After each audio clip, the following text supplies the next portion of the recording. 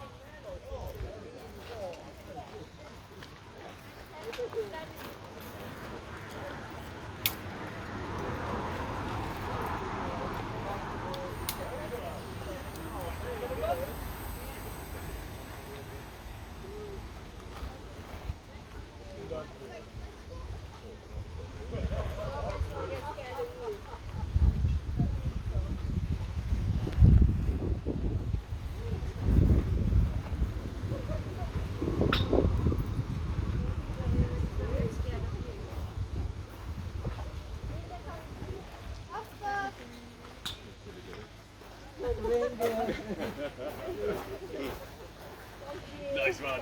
Cheers, buddy. Lovely. There we go. All yours.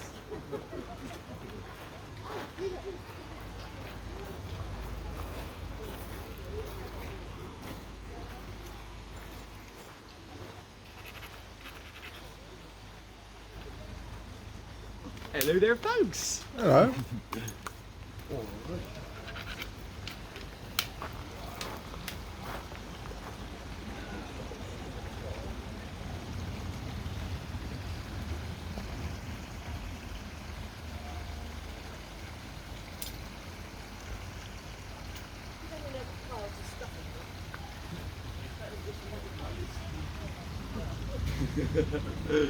Alright, so if you folks could be tempted at all, you're more than welcome to handle any of the bones or antlers we've got here.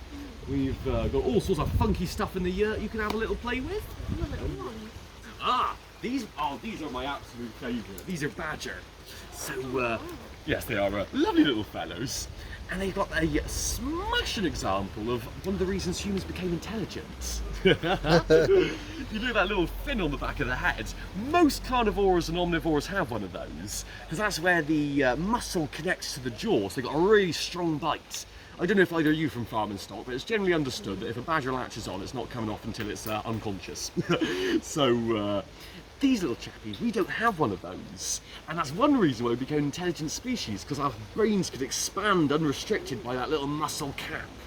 But not the only reason we became intelligent, but definitely one of them. Yeah, so they're never quite as big as you expect them. They've got that great big thick chunky neck. Lovely. So that part goes right up into the eye socket cavity, don't it, really?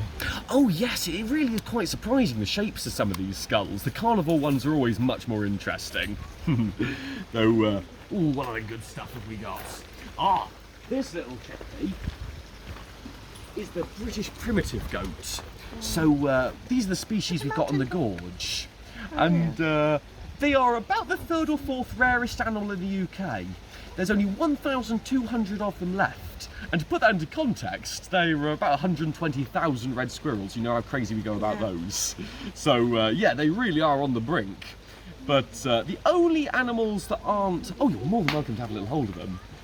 Yeah, only animals that beat them are the Scottish wildcats and a couple of bugs. Yeah, imagine having those on your head all day. Lovely, and we find all of these ones ourselves. So we've got soy sheep, that's horse jaw, deer jaw and sheep's jaws. We've got some cow up the other ends. Although, worth having a real look at the antlers. They're just such a lovely texture. The goat woman of Cheddar. Oh, thank you. Lovely. Fancy a little look at him at all. Oh, a bit of antler, so nice.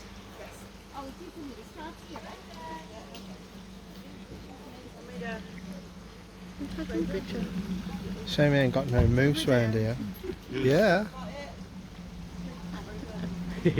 We don't. Lovely thing you can. We don't tell have moose, do we? Oh. Where's my big sock? Thank you. Oh, this is a piece of moose antler. That is. And this is about as close as you can get to a, well, the antler of the great Irish elk who was here 10,000 years ago. So this is a soft hammer, and this we use for just taking off long, thin bits of flint, which turns it from a very big, thick, knobbly bit into something a little bit more usable and just a bit nice to look at, really. Oh, the texture of them are lovely. Yeah. And you can always tell how old a deer is by the number of points it has. So this one's a 4-pointer, therefore it's 4 years old. Really? Yes, really? it's a bit like horse's teeth. But I've always been a little bit unsure as to the veracity of that one. So he gets a spike a year. Exactamundo. Why everyone always talks with wistful tones about an 8-pointer. Wow. What happens if they like get damaged and drop off then? Do they grow? Oh, exactly. They drop off naturally every autumn, and then they regrow the next year.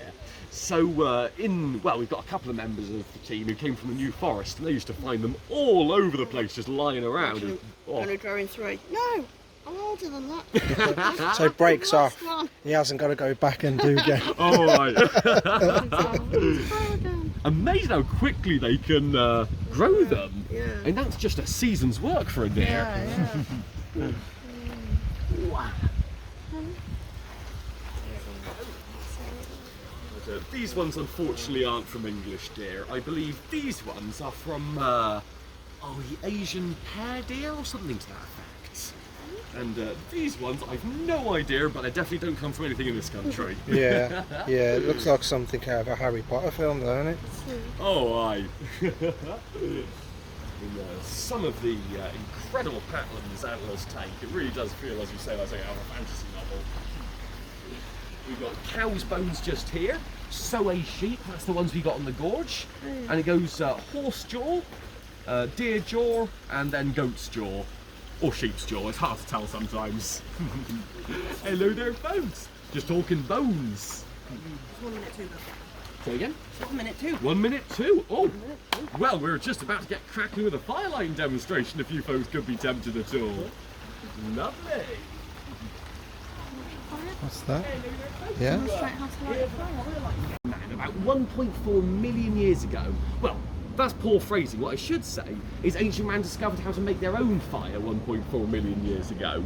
It's likely that ancient man was using fire much, much, much before that, as we see examples of that from the Australians. And what we believe, I'll explain that in a moment, but is that they were finding ancient sources of fire, such as a lightning strike maybe, a heat fire. It can in rare cases be called by natural glass. So he'd bring some of that home with him and keep it lit. So there's tribes in Australia who never discovered how to make their own fire and kept the same one burning for 40,000 years. And that same fire is still burning today outside of Canberra in the Aboriginal headquarters in Australia. So, goes to show how important fire management is. You would feel like an absolute fool if you were the fellow who dropped a cup of tea on it. So, let's talk a little bit now about methods of creating fire. So, can you name me both methods? We've got one like that, Yeah. and one like that. What do you think? The flint, yeah. We got percussion, that's knocking rocks together, and we got friction. So, mostly for you, if you don't know what friction is, whack your hands together like that, nice and tight, and give them a good old rubbing, and that'll get nice and toasty, and that'll show you what friction is. Lovely. So, let's talk about percussion first. We've got, somewhere around here, there he is, a piece of iron pyrites and a flint blade. There we go. That's a bit small, so, iron pyrites, hello there folks, is formed when magma cools at different speeds, meaning that all the iron cools together and you get these iron crystals. Or sometimes when sulfides and iron mix, usually during the process of fossilization, and that's why you get some little gold ammonites and so on. Well, fool's gold ammonites. So, we take a flint blade, and actually a better flint blade would be ideal. There we go. It does have to be quite sharp to get the desired effect. So if you'll come in nice and close, I'll go around, you can all have a big sniff, because we can't see the sparks at this time of day. They're only cold sparks, less than 100 degrees. But they are being formed, and you can smell them. So starting up here, big old lungful for you, fella.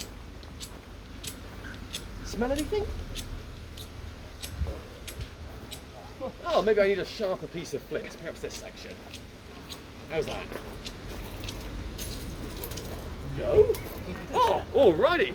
Thank you, Kohler. Master blade finder there, our Kohler. There we go, have a sniff of that one. Anything?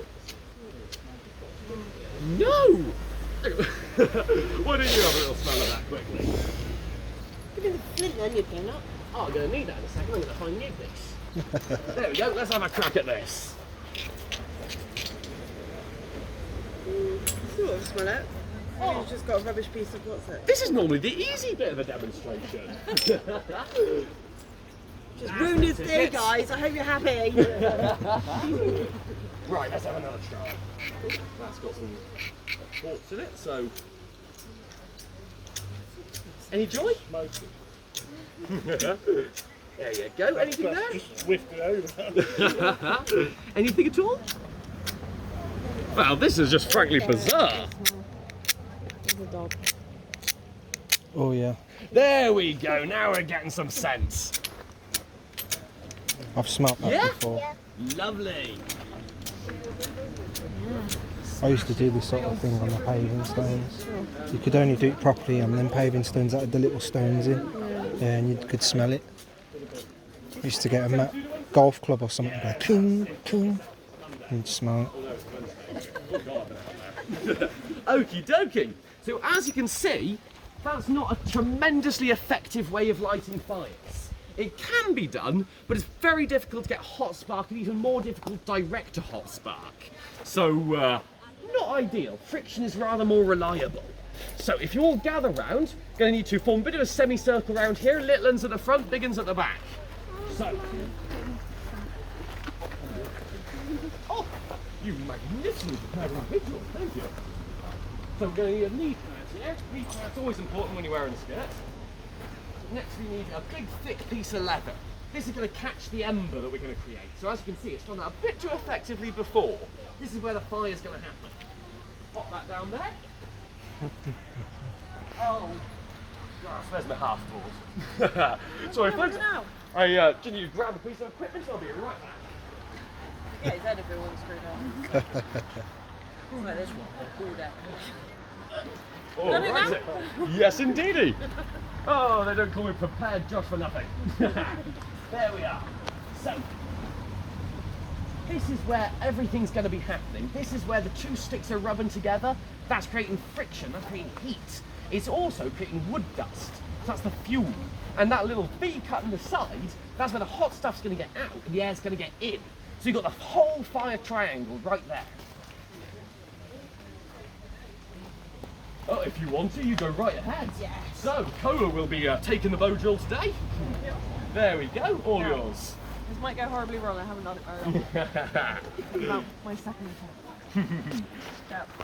Well, if everything goes south, we've still got some cool stuff to show you with a mushroom. Other way around. Hot bit points at the top. Put it on.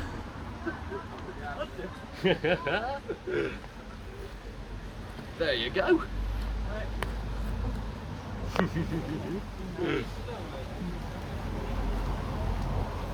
Lovely. So one reason we know that ancient man did this is because we're going to need limpet shells to pop on the top of the spindle so it's got something to spin in. And eventually they punch through like this. And we find a lot of these around ancient sites. And they do, incidentally, make rather a good vegetable peeler. But that's where the experimental archaeology comes in. You make a thing you found on an archaeological site, then you give it a whirl, see what happens when you use it. One without a hole in it. I do indeed. There we go. Right, so I'm putting that on top because that acts like my pivot now. It's going to spin nicely. And then I'm going to put a lead patch on top because it gets hot and I have burns.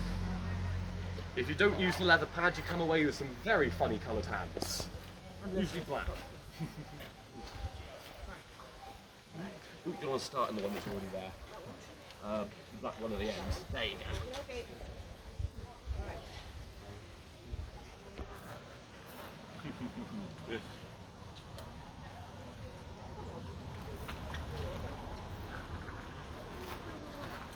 It's a little bit of an acquired one, this one. I personally favour a I had nice it the thin other week. bow drill. I didn't think it's better for Oh, I need a new spindle as well. That was tiny. So these are incredibly useful. We see them throughout history. They even found beautifully ornamented ones in the tombs of the pharaohs. Often those particular ones had a little section of the limpet shell with punched out, glued to the top of the spindle to give it something much easier to spin in. Also makes it last rather a lot longer. I'm really bad at this, sorry. Well, if you can't get anything in the mow, I'll take a crack at him. Oh, where's my limpet gone? There he is. Found him. Ah, nice. Tiny. So basically, guys, in the Stone Age, I wouldn't have survived. Can't light a fire. Can't flake flints. It's Yeah. worth bearing in mind on that note that all the skills that we try to teach here, every single ancient man would have had to know these things and also be damn good at them in order to survive. So everyone would have needed to know how to create fire like this. Everyone would have needed to know how to be able to flint knap. And so on and so on. Maybe you should take him. Okie dokie, well we'll give this one more whirl and then we'll get on to that fun thing I said about mushrooms earlier. Lovely. It looks like I'm starving in the... Well, horses for courses. Cola, you can be our gatherer for the day. I can do that. Nice. But we're all happy with vegetarian, right? Okay. So, same once again. Leather shell spindle. Right, here we go.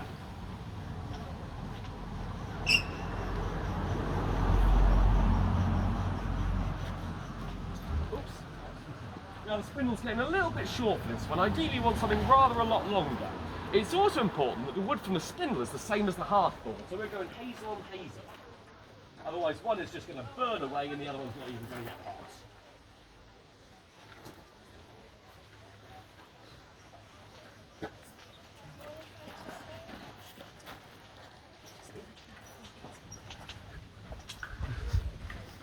Gosh, jinx me now. Sorry.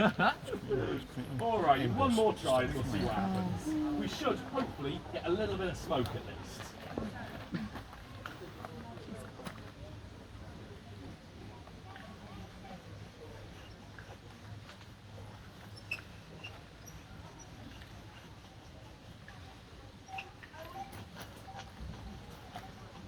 There we go, we're starting to get a bit of smoke there. Can you see smoke?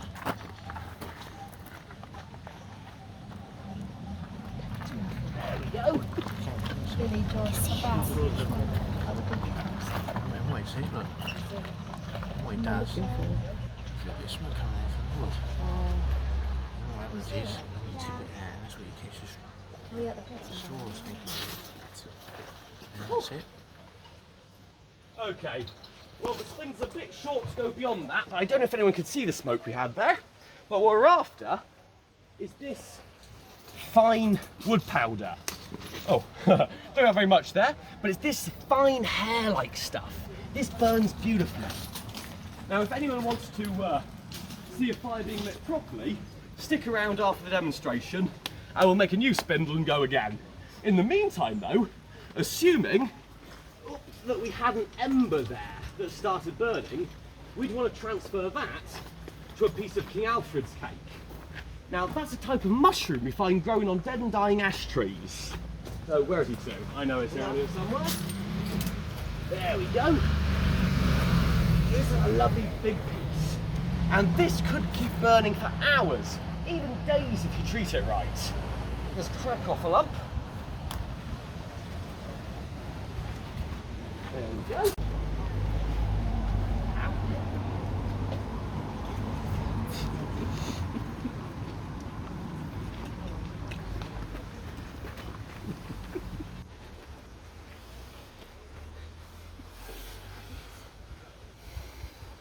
There we are, you see it holds an ember. Basically, it's a Stone Age lighter.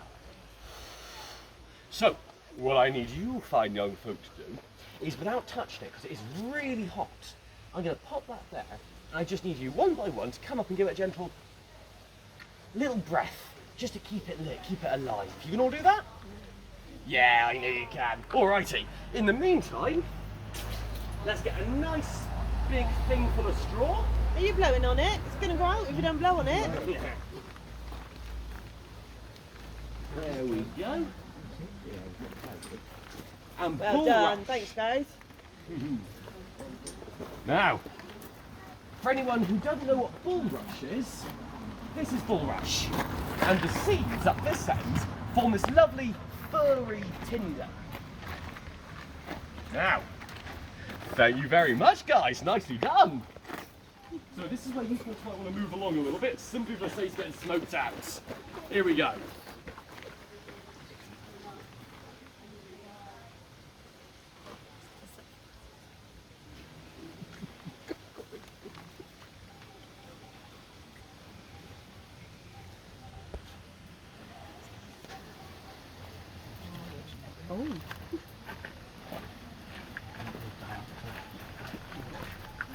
This is where you lose all the makeup and beard.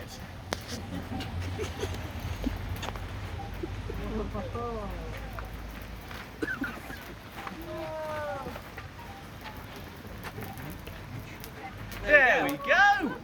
Smashing. So from here, we can build it up with some birch twigs, hazel shavings, that kind of thing. And eventually, you can have a lovely big roaring fire. And it'll be our job to keep this lit for as long as possible, weeks, months maybe, however long we could before the tribe needed to move on.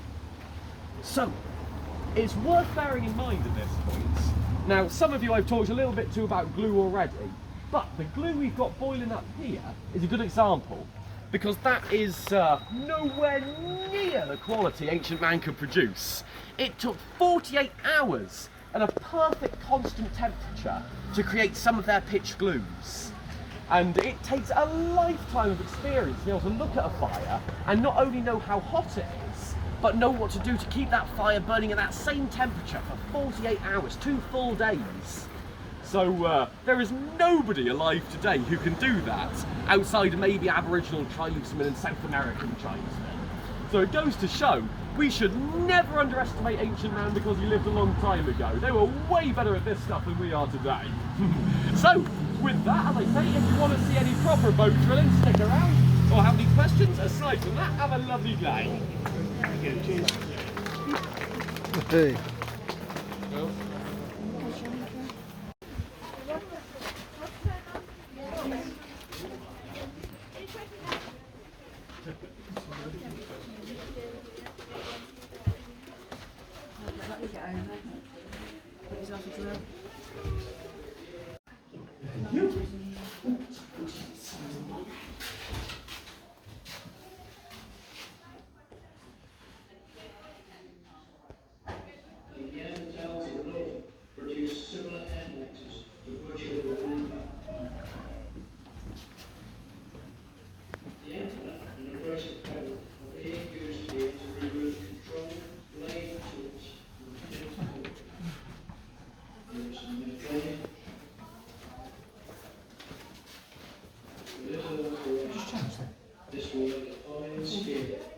Wait, did it just change? It looked like a school before. Oh.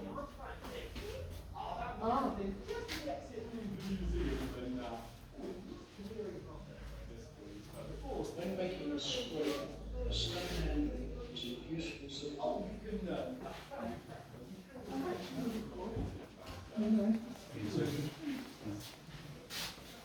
Use the scraper.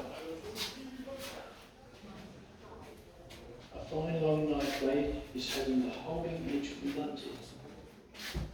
A spearhead, a backed blade, a scraper, and a hand axe. This is pressure flaking. Instead of striking the flint with a large antler, Having fun, bud. an antler tine is being used to push up small flanks. Spearheads, borers, scrapers, and many other small tools often finish with the pressure flaker. While I am cold and hungry, we're going to light a fire. A flint knife is being used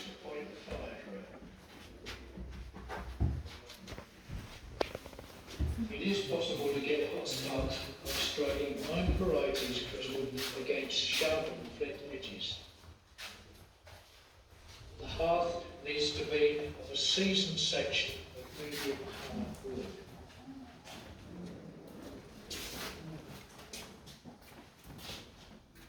Rotating a drawer by hand can produce heat.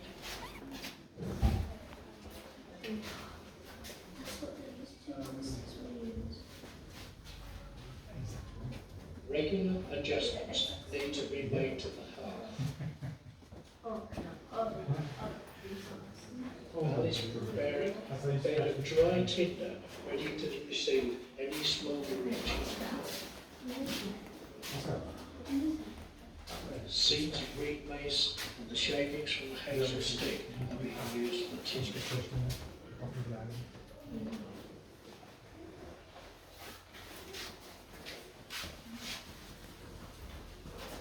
A bone drill will make faster work of the drilling.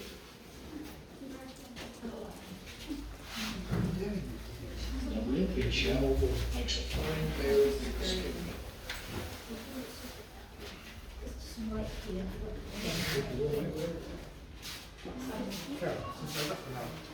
Smoke appears in seconds, and soon after there is smouldering charcoal.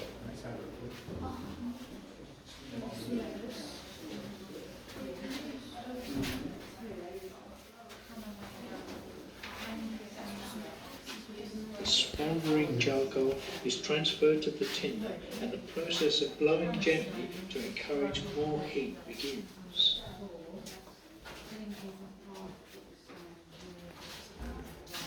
The sparks fly, but the flames will last unless the tinder is perfectly dry.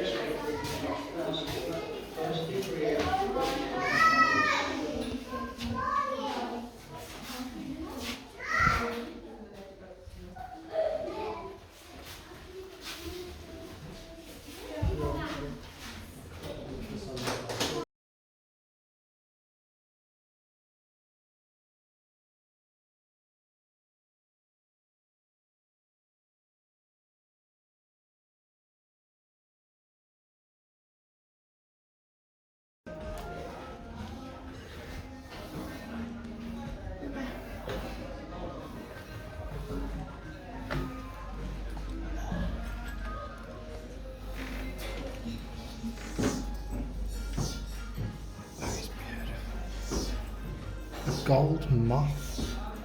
How about that? This is no place for a gold moth. I release you.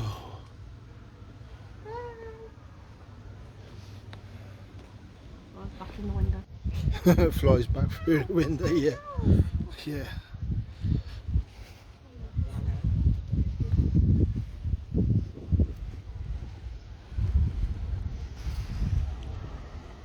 Well, it's been a great day.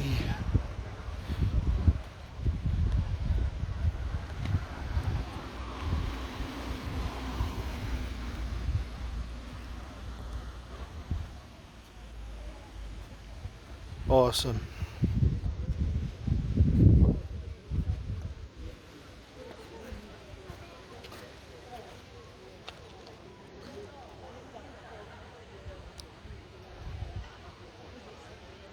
remember I was telling you about when Roy was here once and we were catching the wasps in glasses. Oh yeah, was it that In pub, that was pub, it? yeah, I think it Already, unfortunately. I know.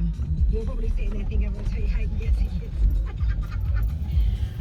I have no hookup. I don't have tickets myself. Turn left.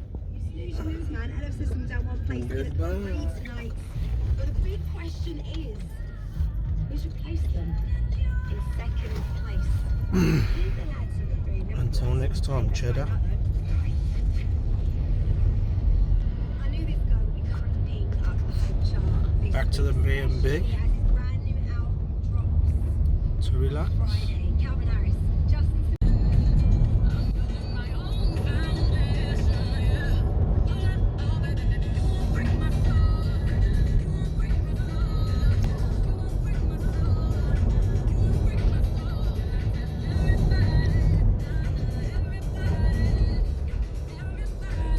After 300 yards, turn left. Thank you, Simon.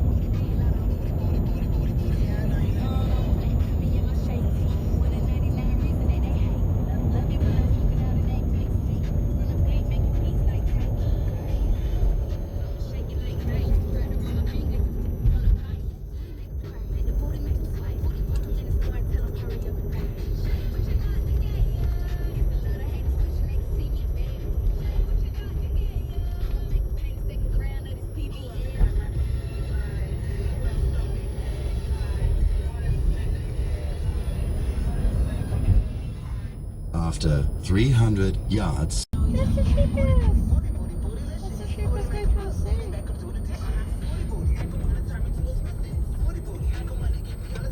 turn left.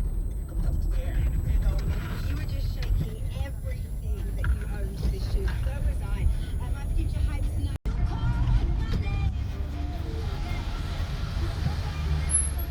You have reached your destination.